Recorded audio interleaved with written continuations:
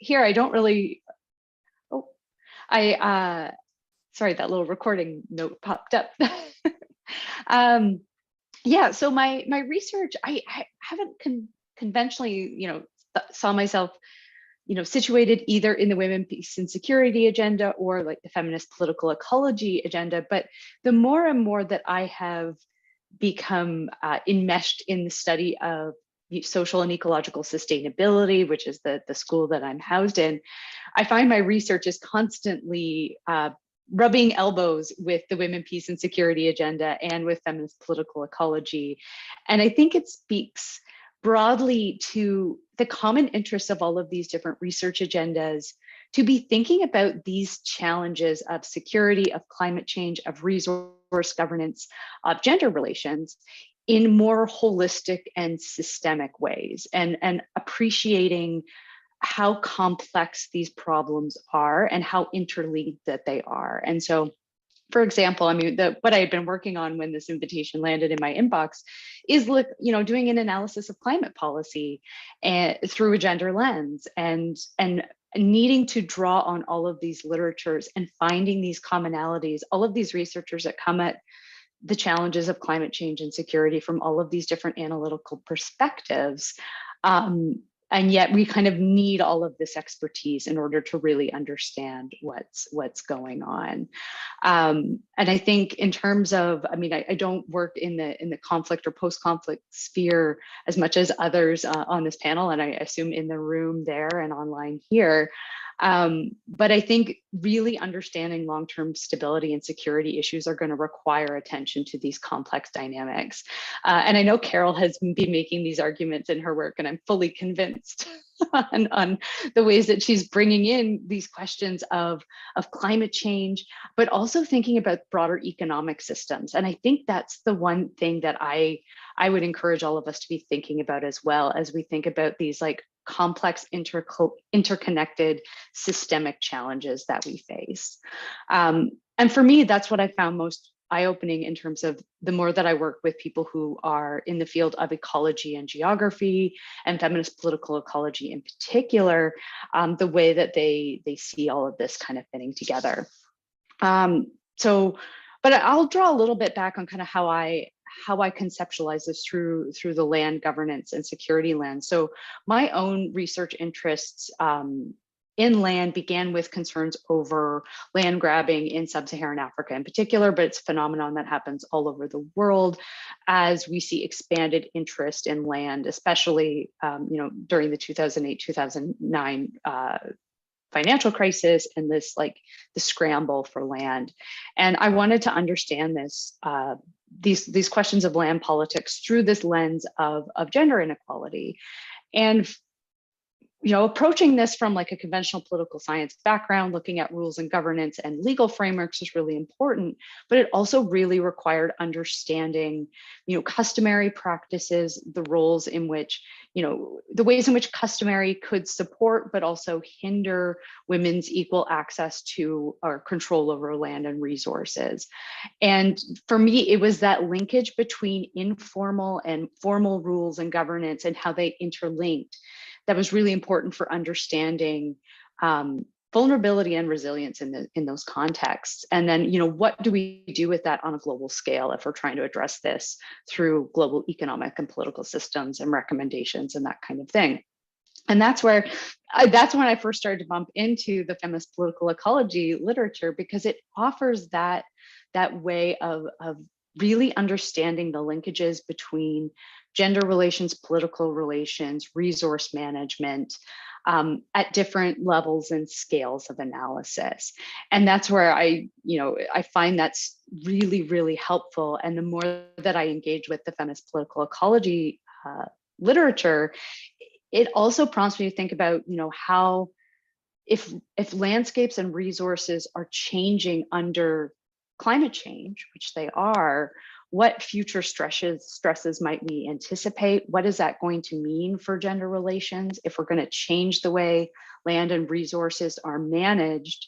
What does this do for not only gender relations, but questions around gender identity, which is, I think, a really interesting line of inquiry that comes out of feminist political ecology, but also feminist food studies, and what happens when our relationships with ecosystems change, either because of the politics and the security situation, or the way that landscapes themselves change under climate change.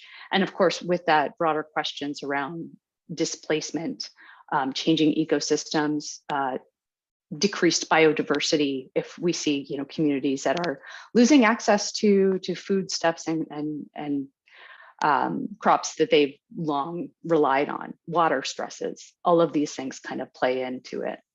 And I think the other thing to bring it back to that political economy question that I'm also thinking about is like, then what happens when we start to look for solutions?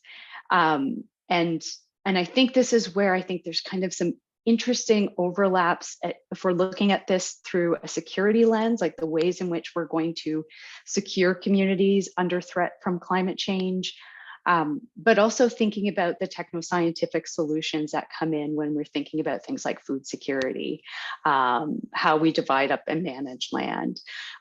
So one of the things that I've seen kind of in the food and governance sphere is, more attention to things like climate smart agricultural practices, which are often critiqued from global civil society and feminist movements to say, who's this technology for? Who is it designed by? Who profits off of this? So that kind of like thinking about how we're going to respond to climate change is important. I have another colleague at the School of Environment, Resources and Sustainability, Kelsey Leonard, who's been researching alternatives to how Indigenous communities respond to things like sea level rise. And, she notes that, some of the state-led responses kind of use, military language of like managed retreat. And they use these very technical, technical military style and even military led responses to climate change, which in one of the communities that she's engaging with on the eastern seaboard of the United States, where there's Indigenous communities there, that doesn't jive with Indigenous practices, either in responding to how like ecosystems are managed, relationships with ecosystems, but also broader historical patterns around colonialism and relationships between state militaries and Indigenous populations on Turtle Island, contemporary North America. So I think those are really important perspectives to be bringing into this, as well as we think about how we respond. And I think there's really interesting analytical angles there, because I think enmeshed in all of this are questions of security, different levels of expertise, the kinds of expertise that gets to sit at the table, thinking about gender relations, who's historically been excluded from these kinds of conversations. I think I've been going for 10 minutes already. These are such great, rich questions. And I think if I were to sum it up, I think it's, all of these questions prompt us to think about all of these issues in like broad systemic ways and these complex interlinkages, trying to drill down to, what is it that questions of gender analysis, whether it's coming from WPS or feminist political ecology or feminist political economy, or all these different angles, like thinking about these different interesting ontologies that get to different pieces of these systems. And I think bigger future questions on how policies, governments, communities are going to respond. I think there's a lot of really compelling questions that come out of that. So I'll hold it there and let some of my colleagues start filling in the blanks or taking it a whole other direction. Thank you, Andrea. That was already a lot of food for thought to get us started. Carol, because Andrea mentioned your work, maybe you can be second. Sure. Yeah, thank you so much for inviting me here today to be with these wonderful co-panelists who I have learned from and look forward to learning more from.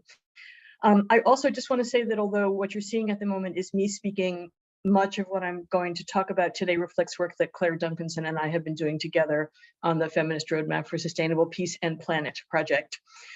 So from my initial remarks, I decided to take as my focus the first questions. How, if at all, is the WPS agenda linked to the climate crisis? And how can the agenda help address the gendered insecurities entrenched by eco-crises? And I've got a pretty simple message, which is that on the one hand, it feels to me that the WPS agenda is linked to the climate crisis in the sense that the WPS agenda must take the climate crisis and other eco-crises into account and change in response to them.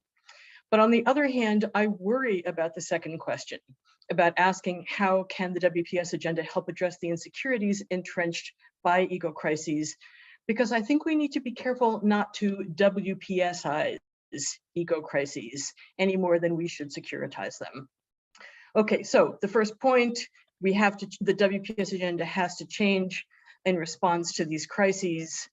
We believe that eco-crises are both practically and conceptually inextricable from the realization of the WPS agenda in at least 4 ways. First, because of course, if it was the threat to women's human security that was at the heart of the agenda, it's now clear that women's human security will not be possible unless we address the climate and eco-crises. Second, even for those who construe the WPS agenda in narrower terms centered on traditional understandings of security and warfare, climate breakdown still needs to be confronted because of the ways in which it, not by itself, but in combination and interaction with socioeconomic and political factors, complicates and amplifies the well-documented drivers of armed conflict. Third reason is that when we look at the WPS agenda's goal of building gender-just peace that is sustainable, we have to acknowledge that from now on, climate and eco breakdown will be the context within which peace building occurs.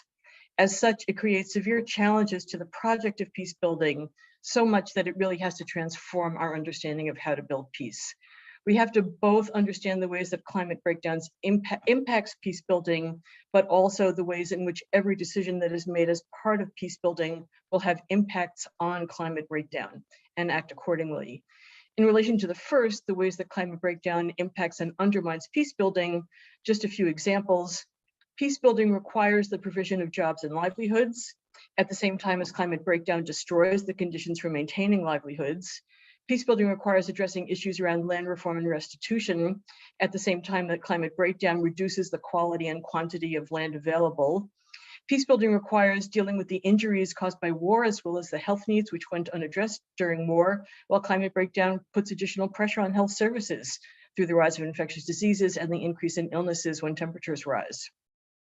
WPS advocates also need to consider the effects of peace building on climate disruption. And here I'll just say that the standard economic recovery prescriptions imposed on states emerging from wars tend now to worsen eco-crises rather than ameliorate them through their model of dependence on extractive and agro-industrial forms of economic development. Fourth point, I think that the WPS agenda is linked to the climate crisis in that I'm afraid it feels like eco-crises threaten the entire project of peace building. And I say this because of the almost unimaginably increasing scale of humanitarian crises that will be caused by the climate crisis in the next decades, which will devastate economies, disrupt our already unequal systems of meeting basic human needs, and subsume massive amounts of financial, governmental, physical, and human resources. Given the already tremendously inadequate resources devoted to peace building, is it realistic to think that the resources required for peace building will not be utterly subsumed by response to all of these humanitarian, economic, and climate disasters? So yes, the WPS agenda has to take eco disasters into account. It has to change in response to them because they're intrinsically linked. However, the other hand, I worry about the saying, how can the WPS agenda help address insecurities entrenched by eco-crises? Because of this fear about WPSizing eco-crises, especially because the WPS agenda has itself already become an overly securitized agenda.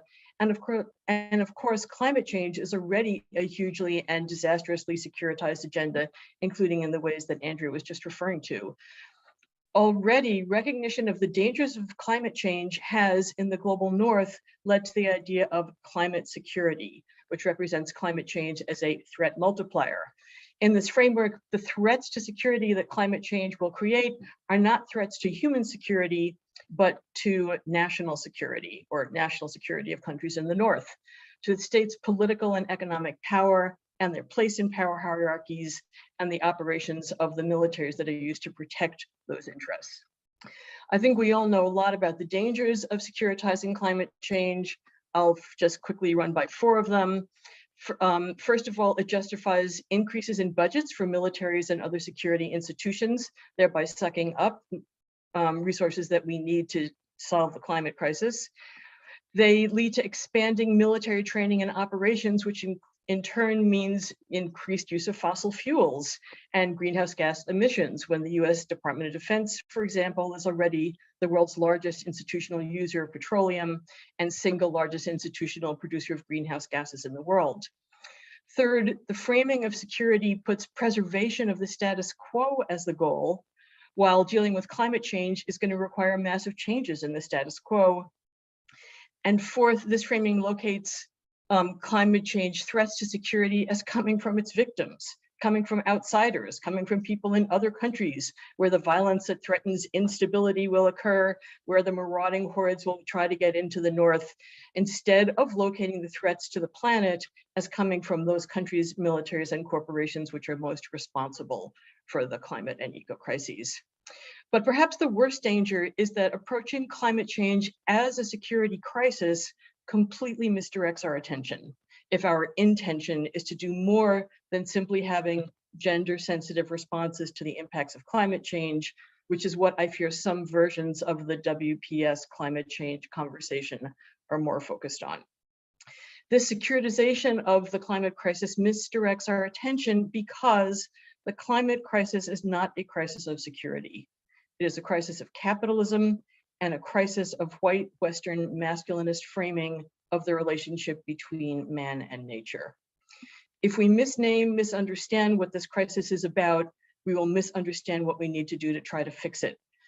Now, that's not to discount the fact that, of course, it does and will cause tremendous insecurity, that is human insecurity in people's lives. But what do we mean when we say that word insecurity? What are we talking about? We're talking about so many more people who will be hungry, children who will be malnourished, their growth and capacity stunted, people who will suffer, who will die, who will drown in floods, typhoons, hurricanes, or burn to death in wildfires, while others will have their homes and communities destroyed. We're talking about people who lose not only their means of livelihood, as the plants and animals and ecosystems that have been part of their material survival and cultural identity for generations perish, and many more who will be uprooted from the territories of their ancestors and communities that sustain them because those places have become unlivable. We're talking about others who will sick and die, be disabled from infectious diseases new to their areas to which they have no immunity. And grotesque global inequality means that the lack of resources will permit untold numbers from escaping or protecting themselves and the people they love from any of these impacts. This is not insecurity, what I have been describing. It is a human and species-wide disaster of catastrophic scale. And the answer cannot be to secure or to enhance security, or even, as the first question phrases it, to take seriously the gender dimensions of climate-related security risks. The answer is to transform the root causes of this catastrophe. Now, what does that have to do with the WPS agenda? Well, we have for a long time been arguing that the WPS agenda would never succeed unless it addressed the transnational political economic actors and processes and transnational climatic and environmental processes that arguably have a far greater impact on the sustainability of peace than any national political process does. We also argue that it's largely the same forces that drive armed conflict and undermine the sustainability of peace that are driving the climate and eco crises. Thus, I think it means that the WPS agenda itself needs to change to confront those drivers of both armed conflict and eco crises. But I'll stress that that is a very different thing than what I am calling WPSizing our approach to the eco crises. Thank you. Thank you very much, Carol, for your intervention and for reminding us as well that when we talk about securitizing something, we forget about the alternative narratives that were forgotten, and that this is not, the climate crisis is not a crisis of security, as you said, it's a crisis of capitalism and white patriarchy. I would like to invite Sierra to make her comments. Hi, everyone. Thank you for inviting me to speak today. I'm excited to sort of echo exactly what Andrea and Carol have been speaking about. So I hope it's not too repetitive. Maybe I'll try and address the questions that Carol didn't speak to directly. So I'll talk about what can feminist political ecology scholarship bring to our understanding of land, access, and other environmental resource access, climate change, disasters, conflicts, and then move into how can we help to address gendered insecurities entrenched by this, and what does it mean to take seriously the gender dimensions. So in terms of the first question on feminist political ecology scholarship, for those of you who are not familiar with this, I thought I'd quickly break it down or outline it. And what it entails is considering the gendering of knowledge, experiences, and responses to changing environments and economies. So it looks at how differences in norms and divisions of labor, how they translate to the ways that women and men experience shocks and stressors differently. And as a result, they have different incentives to protect or conserve the environment, different opportunities and constraints. So it's really about looking at both the structures and agency. And by structures, I mean the social, the political, economic, and ecological structures. So it's really, as Andrea was saying, a systemic, integrated, linking all of these complex dynamics. And it's across scales. So both within households, communities, all the way up to the state level, and then the political economy level. And then something that hasn't been mentioned yet is there's increasing acknowledgement of intersectionality, particularly feminist political ecology scholars are on the cutting edge of bringing in questions around race, ethnicity, and class in with the question of gender, which is often missed in climate change and environmental studies, as well as work on economic development and growth. That's an important question and something that I want to stress, because the structures of global capitalism focused on growth have led to differentiation on a number of factors between the wealthy and the poor, across different governments, between the global north, the global south, and that needs to be addressed to address issues of gender equity. And if we want vulnerable groups to participate more, then we need to rectify the power imbalances that's created by global capitalism. And so that makes me think very much of the literature on climate coloniality, thinking of the work of Farhana Sultana that I've been reading about and listening to her talks on carbon colonialism. And just very simply the ways that certain powerful governments, global elites, corporate actors, and when I say corporate actors, I also mean wealthy individuals who monopolize and set the agenda, set the standards, the regulations, the rules for how we interact with the environment. And that's creating a climate apartheid. And that's translating to greater land grabbing, deforestation, mining for rare materials, the new African Green Revolution, which is something that I study for agriculture, and the carbon offsets. This all affects women disproportionately, and women in particular places intersected with class and race and other dimensions is worth considering. So I wanted to mention something that I think I'm increasingly writing about on these matters, and that's the way that foreign assistance is oftentimes used as a band-aid to distract or demean the extent to which this is happening, or it acts as a condition to continue to permit or allow these things to happen. And Canada, from my position here, is a good illustration of this. So feminist international assistance policy, something that maybe many of you are much more familiar with than me, does take a gender transformative approach to things like climate finance and the nexus of gender, peace, and security, while also serving as one of the worst performing G7 nations in greenhouse gas emissions, and one of the only G7 countries where emissions rose from 2005 to 2019. So the reasons why these emissions continue informs the strategies and conditions that lead to emissions in other places. in the way that we exploit people, often women, often Indigenous women, and their environments. And the new budgets and plans to do better. So working in partnership with Indigenous people, particularly Indigenous women, taking a rights-based approach to the implementation of climate smart, nature-based, sustainable solutions, or by giving ownership of funding to developing countries on climate action initiatives. All of this is futile if fossil fuel subsidies continue, if we continue to have conflict and insecurity with Indigenous peoples who are protecting their land, if we're selling arms and supporting war, and just supporting growth-based models, which is leading to these disparities and this climate apartheid. And I say this is futile because it's happening. So we spend money on projects that rely on some of the most vulnerable people, particularly women, to do the climate smart technical changes, to adapt, to cope, to do the advocacy without addressing these models, these wider structures.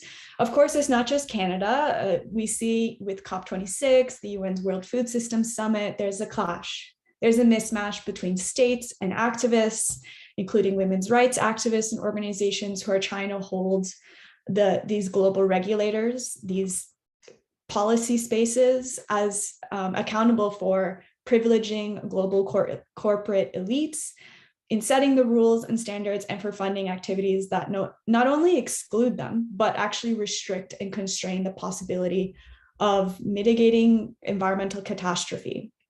So that's one of the one of the questions. And then one of the questions on how can we help address the gendered insecurities entrenched by climate change, natural disasters, pandemics.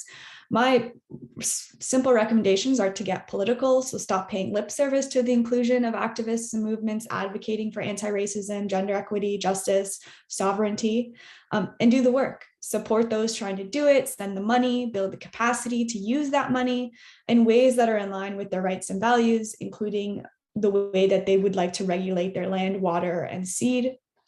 And this is, not just through foreign assistance or foreign aid and other things, but also structural changes at home. And abroad, fossil fuel subsidies, mitigating, land, water, seed grabbing at home and abroad, that is leading to the destruction of the environment.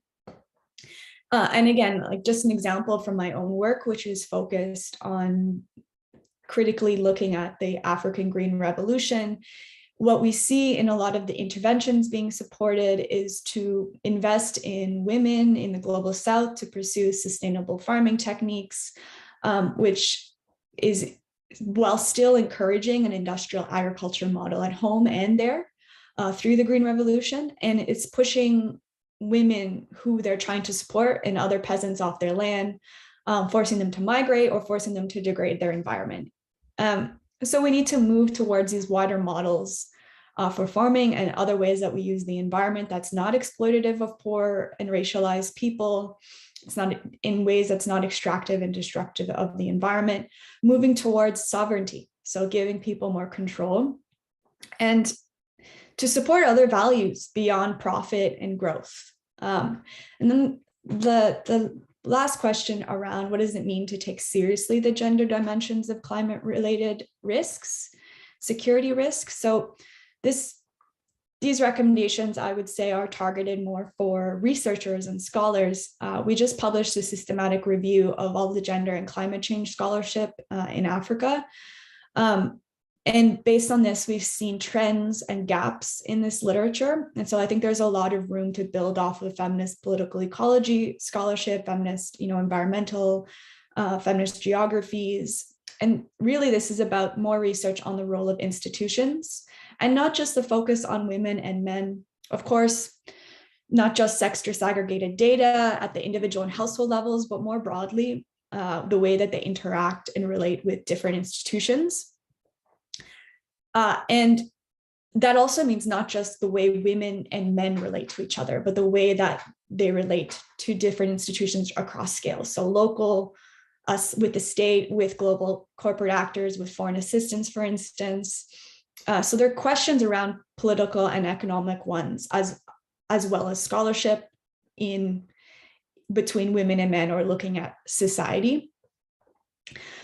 And I say this just because most of the literature that we have read in this topic, at least as part of our systematic review, is focused narrowly on, and it tends to put the blame on individuals, norms, and cultures, and not the structures around that persist and need to be resolved.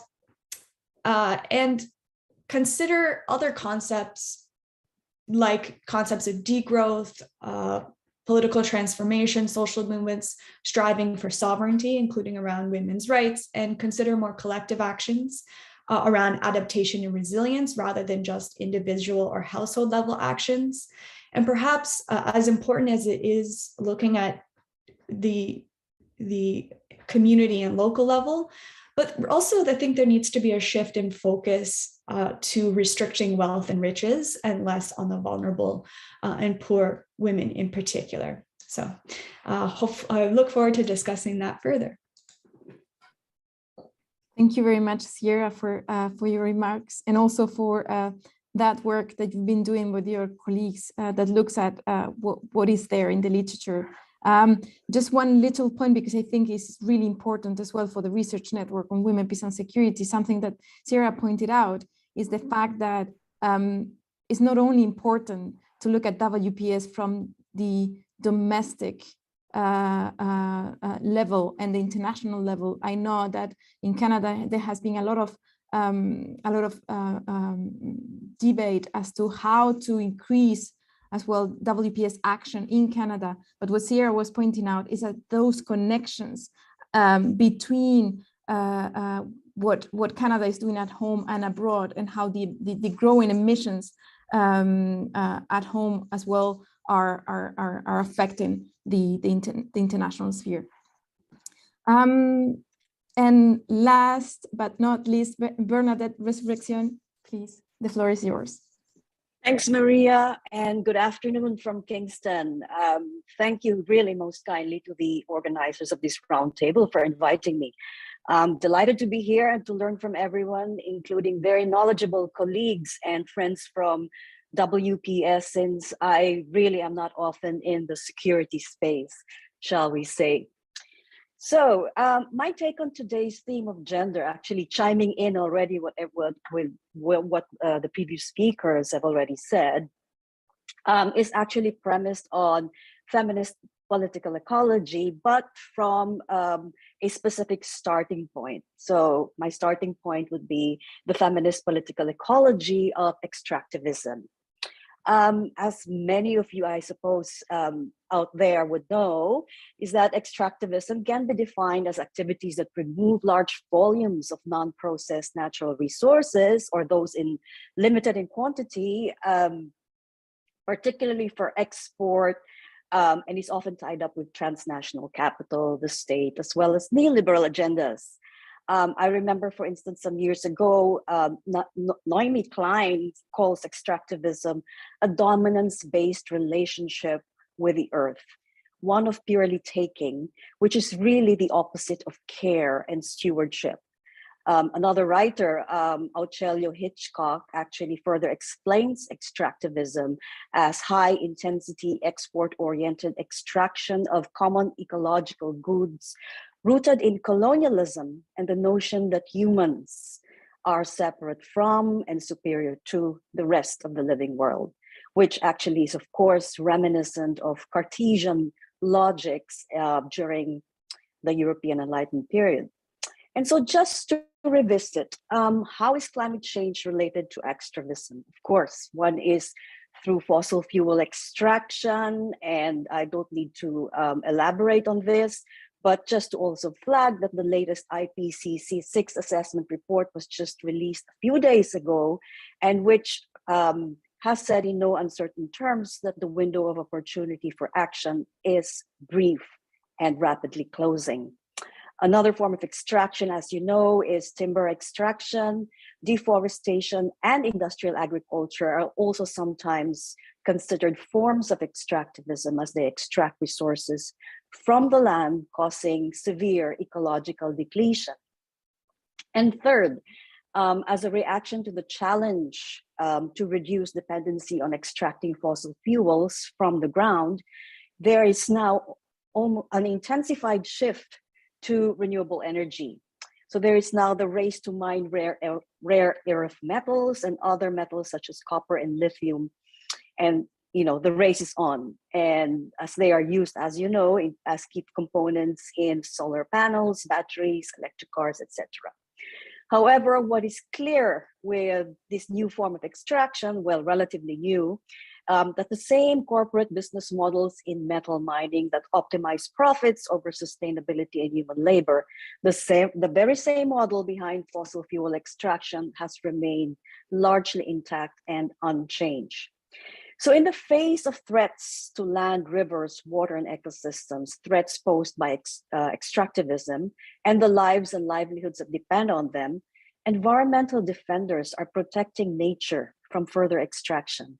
In fact, a great number of women frontline the defense of nature. Thus, in my view, a focus on women environmental defenders brings the nexus of peace, feminism, and climate change into stark relief. Feminist political ecology builds on Noel Castri's notion of social natures, a perspective to explain contextual relationships between people, gender, and nature.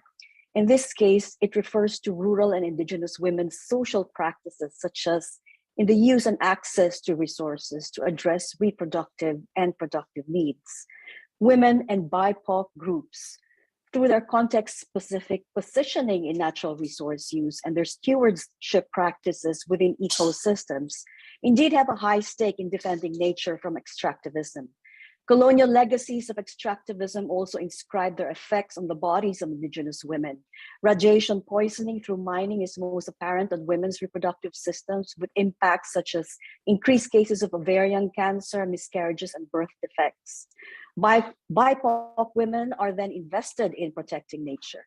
Their resistance has led to forms of gender-based violence, as the iron hand coming from the collusion of government military apparatuses with corporate big business interests strikes back on women environmental leaders and defenders, fomenting conflict and deep unrest in affected communities. So in true feminist political ecology fashion, we also theorize from the body and from the ground up and politicize things, meaning placing power at the center of our understanding. Here are a few examples to demonstrate this effort. Violations can become further aggravated when gender intersects with racial and ethnic discrimination. Lolita Chavez, an indigenous woman from Guatemala, explains, "When they threaten me, they say they will kill me. But before they kill me, they will rape me. They don't say that to my male colleagues. These threats are very specific to indigenous women. There is also very strong racism against us. They refer to us as those rebel women that have nothing to do and they consider us less human." In a paper in the Journal of Political Ecology last year, 35 cases have been studied across Latin America, North America, and Asia.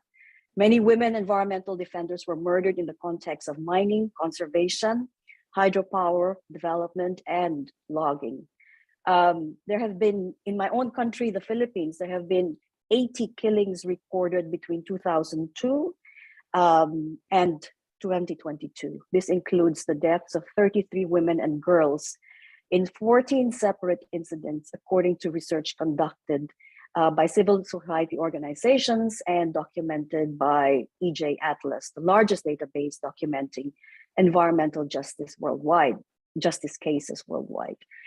At the heart, going back to political ecology, at the heart of it is Karl Polanyi's concept of the double movement, the conversion of land or nature at large, labor and money into commodities, which poses lethal threats to nature and human beings.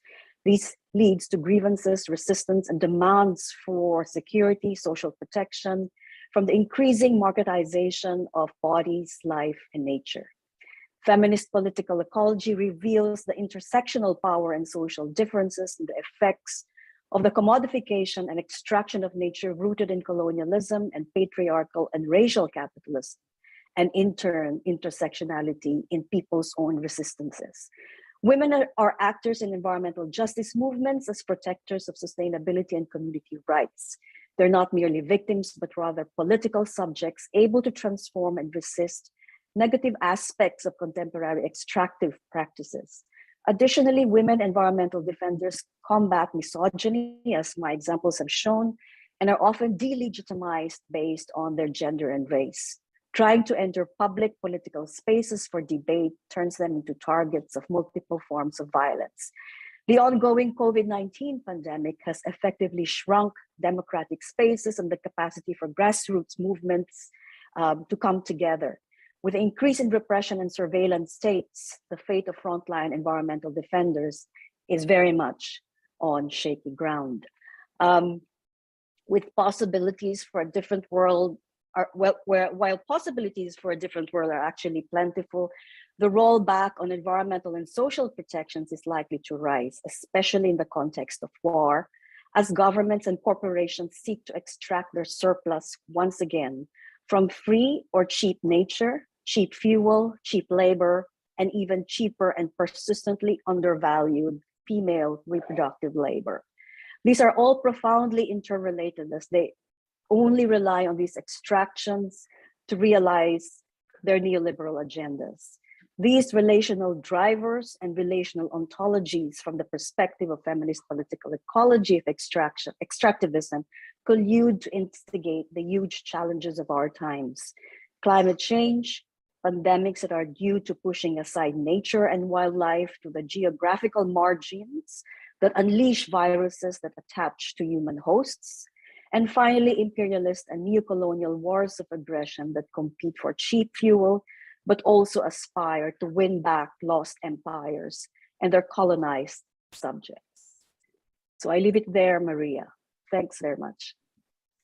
Wow, thank you very much, Bernadette, for those remarks, for also reminding us that women environmental leaders are taking a very active role in resisting and protesting the marketization of bodies and of life and of nature.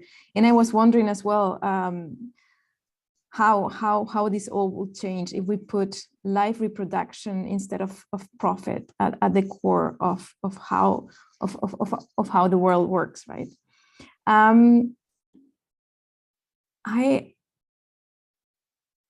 I would like to invite our audience actually to ask the questions. I have seen several questions on the chat, but I'm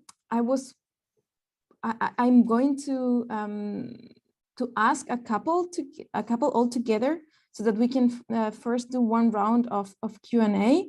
And then I will also collect questions from the in-person gathering in Montreal.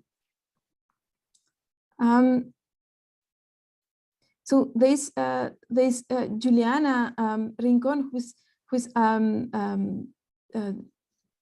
a social leader in Colombia, and she's talking about how, again, and this reminds me of Bernadette. Juliana, I think I'm going. I know that she's raising her hand, but I'm going to use just the chat function in order to get a couple of questions together and then give some time to the speakers to answer. But she's saying, I'm a social leader in Colombia, in Moca, Putumayo, and she's talking about how Canadian enterprise arrive in the territory and do not respect local efforts to conserve the Amazon. So she's asking, what is the Canadian government doing to address that issue? Another participant is asking whether you could expand upon the reshaping of gender norms and expectations due to climate pressures in conflict context. I think Andrea talked a little bit about that, about how changes in the environment and nature also change and transform gender relations and gender power relations and norms. What pathways do we envision for the challenging or shifting of gender roles due to changes in water access, food security, livelihoods? How could this link into the existing conflict dynamics, possibly exacerbating violence? Are there opportunities to change and to challenge patriarchal norms? And just one last question, and then I will give back the floor to the speakers. After COVID crisis, governments all over are looking for financial sources to reactivate their economies. At the Global South, international mining investment is one of the sources that are affecting security, biodiversity, and seriously affect water supply. Women activists have called upon respect for international commitments, both at WPS and climate change level, that these firms are breaking on their territories. I guess again that there's not a question, but maybe more of a comment, and whether you have comments on that. I would invite Carol first, because I know that she needs to leave after that. Carol, would you? Yeah, sorry about that. Thank you. I feel like most of the questions and comments are likely better addressed by other panelists, but I will just say that in some link and appreciation with that final comment, I think that for those of us who have worked in looking at the political economic dimensions of countries that are coming out of armed conflict and the kinds of pressures that they face to conform to extractivist models of economic development, it is just striking and painful that the COVID crisis basically has had essentially the exact same effect, that the kinds of economic problems that have been created for governments around the world, but in particular, governments that were already at the more marginal end of global market relations, that they are very much in a similar position to countries that are, the governments that are in countries that are coming out of economic crisis, where their economies are in crisis, and where essentially there is one way out of that crisis that is offered by current development models and international institutions for funding those development models. And so I think it's kind of an amplification and an expansion of the same kinds of dynamics that we've seen in countries emerging from armed conflict. And it's just really emphasizes how important it is that we find ways to resist these extractivist models, not just at the local level, but at the national level.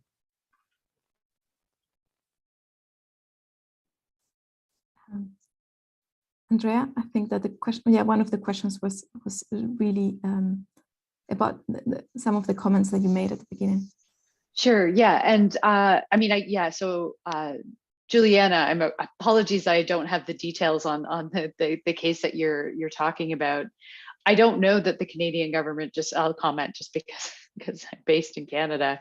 I don't know that they're doing anything, but I do know there is recently, like through the Canadian court system recently, there's been a shift in like holding Canadian companies accountable for their actions abroad related to mining and extraction. But the status of that, I do not know related to this particular case in Colombia. But of course, it also raises other questions about like who has the legal means to pursue legal action in another country to defend it.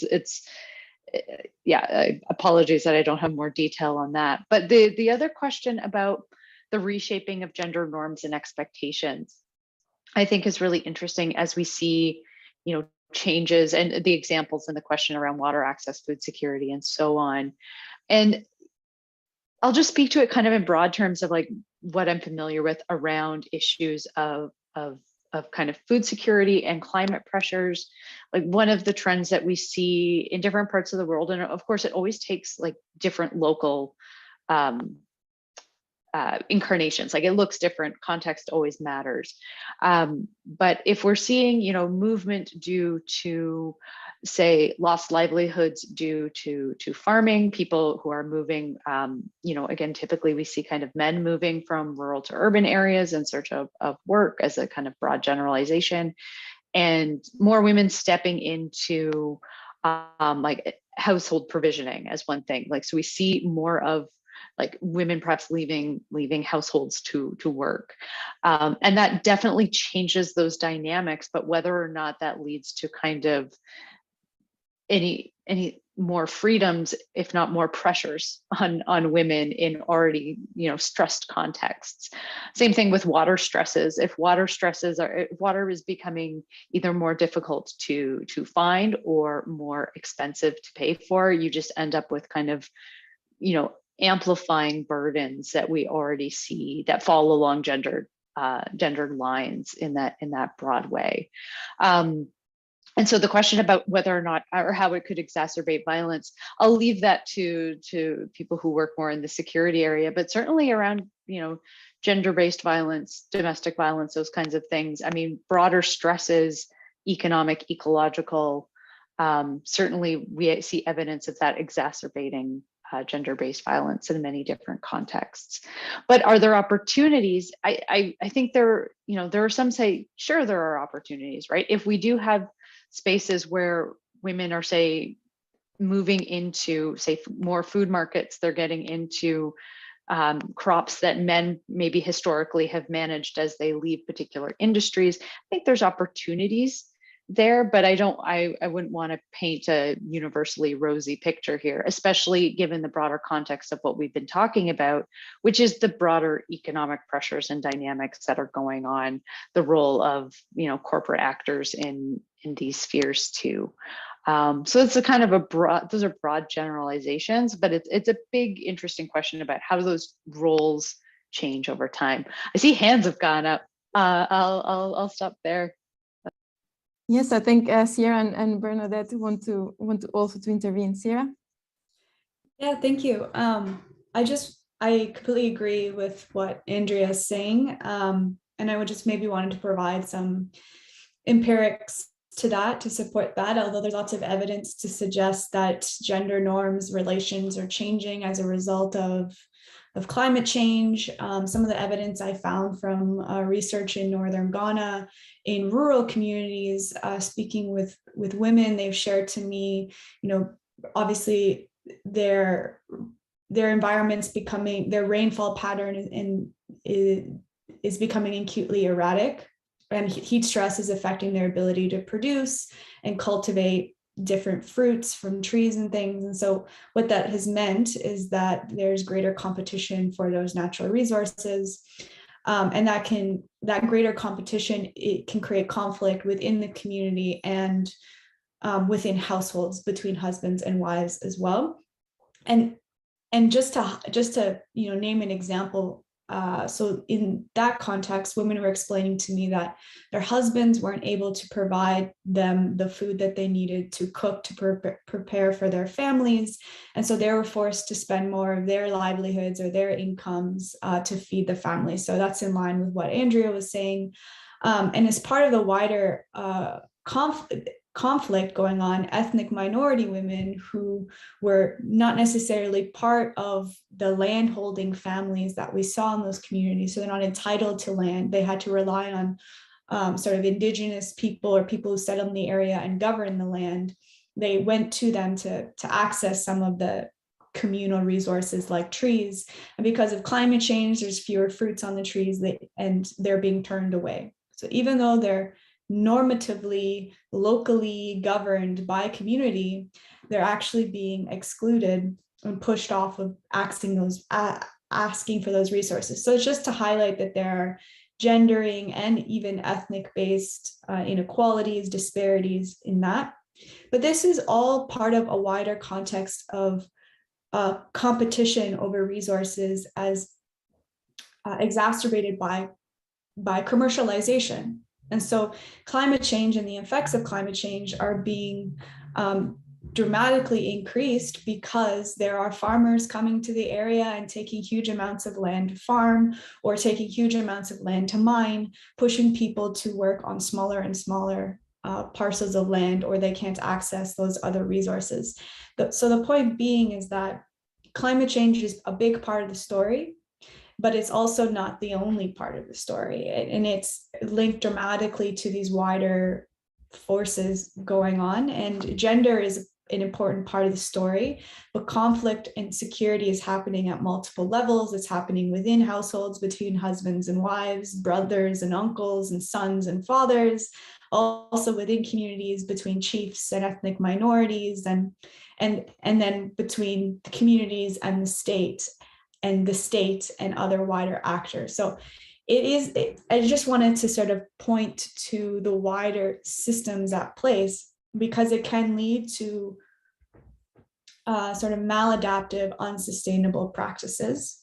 And the last point I will mention is the way that women were coping with climate change and the threat of dispossession in these communities is they were using maladaptive practices. So that's a fancy way of saying doing things in the short term to cope with the urgent needs of their families. So we need to use fertilizer, we need to extract as much out of this land as possible, till the land as deeply as possible to overcome weed growth. We need to use fertilizer to overcome soil infertility, all linked to the climate. And those government actors were supporting them to do that work, but them also saying, we don't want to do this because it has negative long-term consequences to our soils and our environments, which is made worse by climate change. And they're rewarded for that, but see it as sort of maladaptive and having long-term repercussions. So sometimes we can see those adaptations as wins or successes or points of resilience when they're actually the opposite. And can exacerbate conflict. So I wanted to bring in the wider structural and agency dimensions there. Bernadette, you wanted to add? Yeah, well, fully agree with Sierra's point. Just from a few thoughts from my side, certainly, especially with huge changes. I'm talking here of my work in Asia, in the global South. There certainly is especially changes like new farming systems, the intrusion of hydropower, for instance. So there is a water crisis or displacements in land due to agribusiness, for instance. The growth of biofuels and plantations have certainly led to all these displacements, all under the rubric of green and clean, hydropower being clean energy, biofuels being alternative forms of fuels, etc.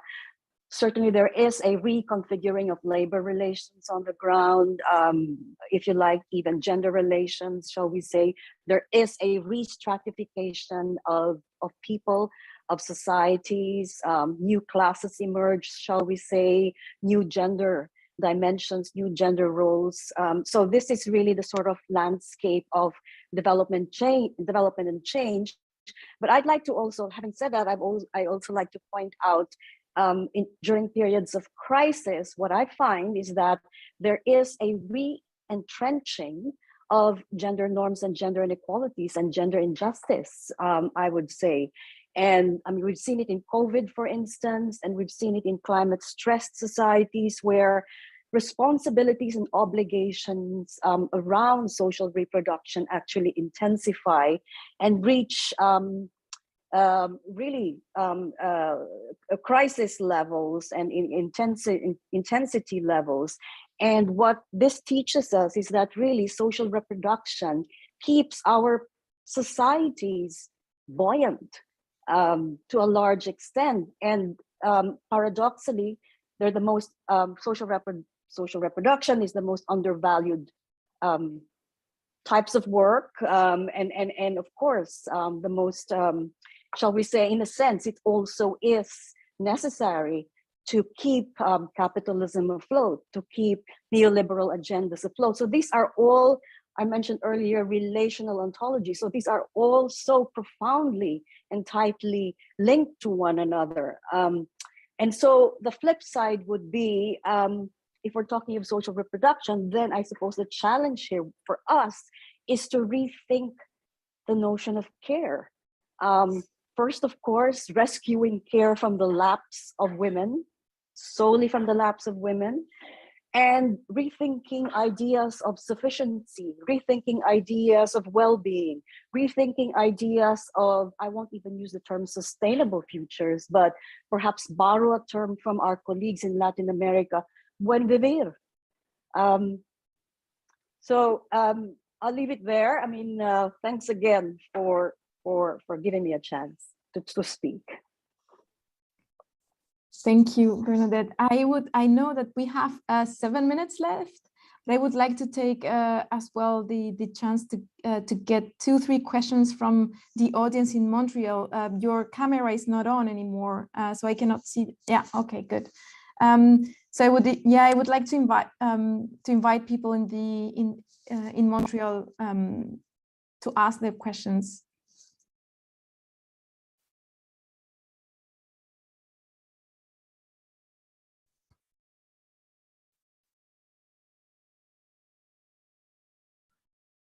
Hi, I'm Anna Snyder, I teach at University of Winnipeg, Manow Simons College, Canadian Mennonite University. I teach conflict resolution studies. Thank you very much for these really informative and challenging talks, mind-blowing. I have been hearing how nuclear energy is the green energy, the power of the future. As a older activist living through the Cold War, I am just horrified, and am particularly horrified by the news that the cover for Chernobyl, the Chernobyl nuclear accident, has been bombed by Russia and is now they're concerned, yeah, that they can't contain it anymore. I wonder if you could you just help me to understand what's going on? Thank you. Thank you, Anna. Is there any other question? I would like to take 2 or 3 questions together so that we have still some time for the speakers to.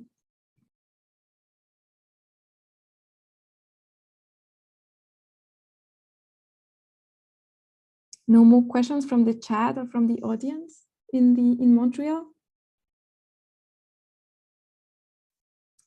This is your last chance. Okay, well, in that case, I will reverse the order now. I will start with Bernadette, Sierra, and then Andrea.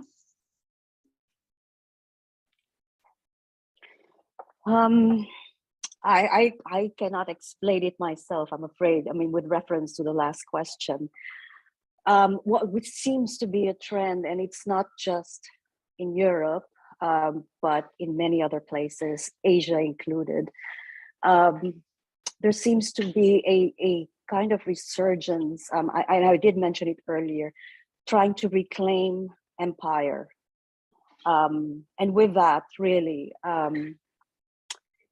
also, of course, trying to reclaim the levers of energy all around the world, again, for the pursuit of neoliberal agendas, unbridled, unabated economic growth and consumption. I think that's at the heart of it. And I understand that even my explanation would be partial. Thank you, Maria.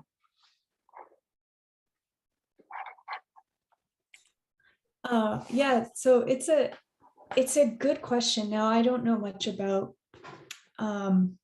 nuclear energy, nor the situation with the bombing and the situation with Chernobyl. So I won't presume to speak on that. I think that would be presumptuous.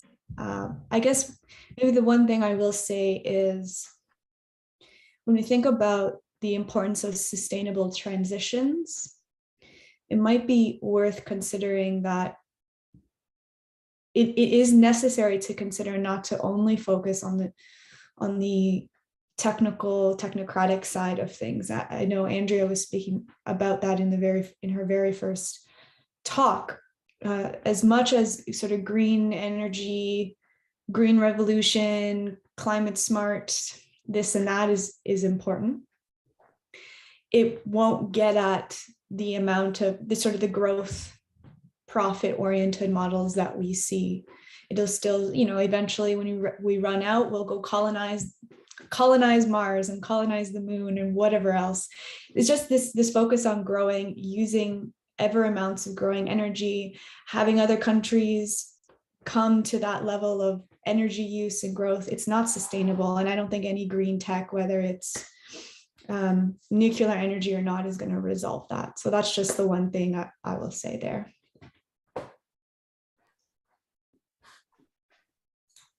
Yeah, I don't think I have much to add that hasn't already been said. I think it is symptomatic of we have difficulty, we as a global society have a hard time thinking about a world without growth.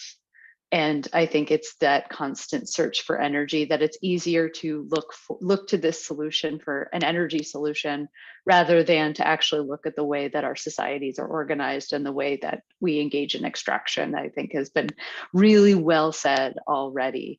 I think the other thing I'd add, that the concern that I have that I don't know that it comes out in this conversation as much as I wish it did in these debates about nuclear energy, which to the point of the question, I mean, certainly I see this amongst even people who are environmental studies scholars talking about this as a way forward on green, quote unquote, green energy. But the intergenerational piece of this, and what do we owe those who come after us, I think is often a question that comes out of some debates on sustainability. I think more so through indigenous cosmologies that require us to think about ourselves in terms of a much longer time horizon. And I don't know that that's been front of mind about what happens.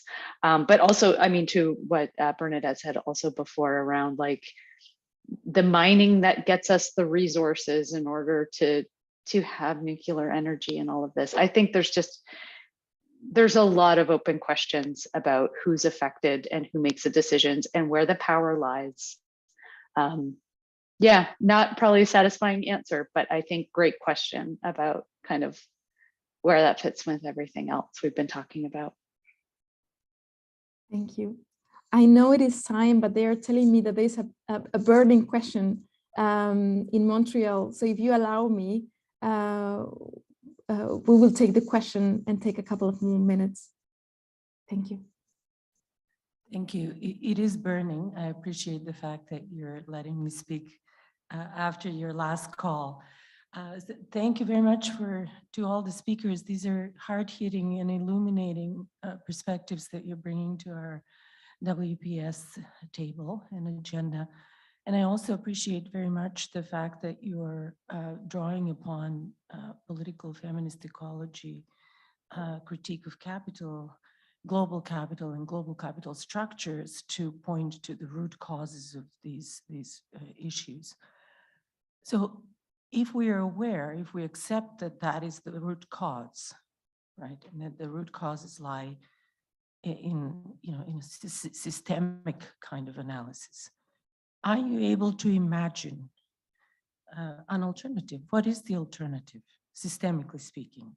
What is the system that you would like us to imagine and to live according to values that are taking into account all these things that you said?